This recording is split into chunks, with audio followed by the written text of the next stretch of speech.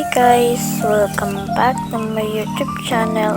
So for today's video ay makikita nyo naman na naglalaro tayo ng Minecraft at makikita nyo yung ginawa kong bahay na casual lang siya. So simple lang yung ginawa ko na may pagka-social. At yung part yung sinasabi ko sa inyo yung medyo may pagka-social at nilakihan ko na lang talaga yung swimming pool ko. Ayan yung ginawa sa isip ko. Kung ano yung nasa isip ko, ayun yung ginawa ko dito, diba? Siya yung ginawa ko na first, second floor, and third floor. Ayan naman yung kwarto ko na ginawa ko na lang din na simple.